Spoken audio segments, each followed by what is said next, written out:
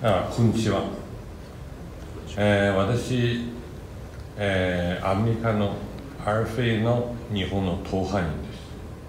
今日の詳細は東京自由民主の声の詳細のため、質問が2つある。1つはね、今日の講演でダライラマ法の中間路線、死者はどう思っている？これから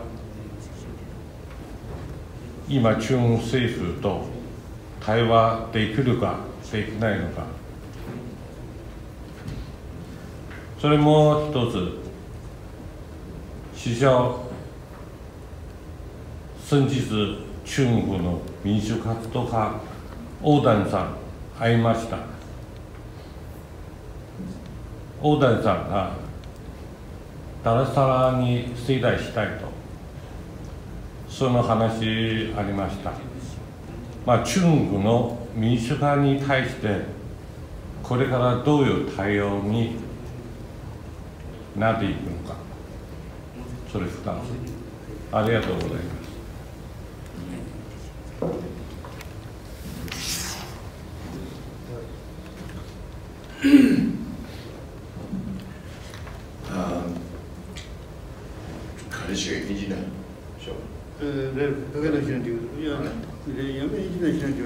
Some of you understand English, no? It's better I speak in English, okay? So we are very committed to the middle way approach because this is the most pragmatic and practical way of preserving our culture, religion, and tradition. His Holiness has thought over this for many years. It's not like he overnight decided that we should go for middle way, because right now, starting from the time we had to flee to another country, there has been so much destruction. 10 years of cultural revolution, we all endured. And then after that, there was some freedom in the 80s. Then again, there was more restriction. So His Holiness feels that he appreciates the concept of European Union, how European countries came together. And if it had not been European Union, there surely would have been some fighting between the European countries. Because historically, they have a lot of fights. Now, because of the formation of European Union, there is a lot more peace in Europe.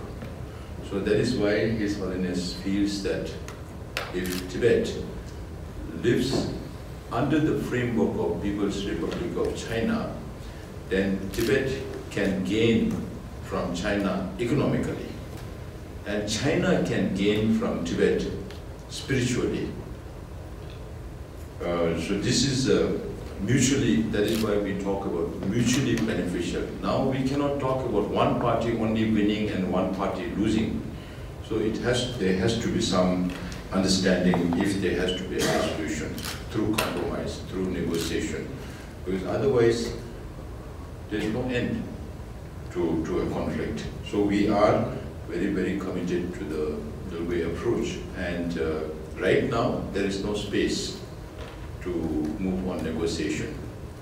Okay, when there is more space, we will definitely work towards that. So it's not just the Uyghurs and the Mongols and the Tibetans coming together. Now, everywhere you go, you also see Hong Kongers with us, and you also see Taiwanese with us. But unfortunately, the movement of the pro-democracy leaders outside has fragmented. There's too much division amongst the pro-democracy movement. So we always ask them to come together. If they come together, then we become one force. If they are not able to come together, then China always tries every means to divide us within our own community. Within the Tibetan community, there's too much disinformation.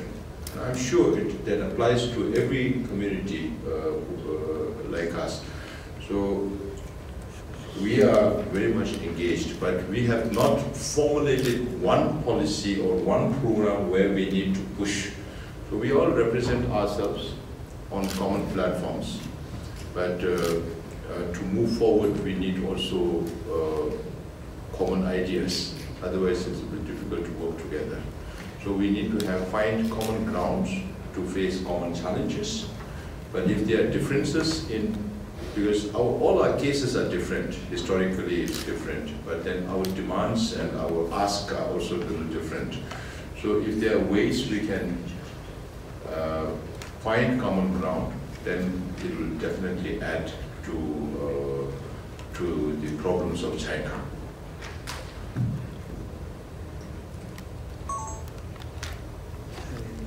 そうですね。中道アプローチっていうものは、これは今も法王が提出したものであって、でチベット国民みんなもそれを実行しようと頑張ってるんですね。だからその政策も法王とチベット亡命政権とチベット人からは一晩でできたものの政策ではなく、法王の方からも長くそれを勉強して、でそれを考えて、でこれ出たものですね。でもう一つ言いたいのは、今は何かというと、世界にはたくさん戦争があり、とても非暴力があり、みんな自分の主張の方が自分が勝つっていうものだけしたら、今のウクライナの戦争と同じなんですね。一つは法王がおっしゃってるのは、ユーロピアンユニオン、EU はどういうふうにできたか。もし歴史を見れば、その EU の中ではそういう国々らは結構お互い戦ったんですね。もし今 EU ができなかったら、今もなんか戦ってるかもしれないんです。だからそういう方法があるこそ、我々一緒にどういうふうに一緒になれるかということによって平和があって、みんなが成長することができます。だからチベットの問題に対しても、中道のアプローチというのは、もし中国政府が言ってるのは、チベットは中国の一部だということをよく言ってるんですね。本当は歴史的にはそうではないんです。で、法王とチベットの我々の主張としては、もし中国は、チベットは中国の一部になってほしければ、それはそれでいいですよ。我々はなりますよ。でもそのためには、我々の本の自治、自由、自分の言葉、自分の文化を実践するためのそういう自由が必要です。それがあれば、それは中道のアプローチですね。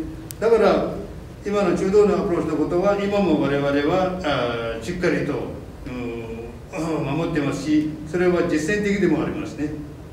これと。で、もう一つ、さっき、その民主化のことについては、民主化はとても大事です。なぜならば、その民主によって、全てのものができれば、独裁政権はなくなります。独裁政権がなければ自由があるし、民主が戦うんですね。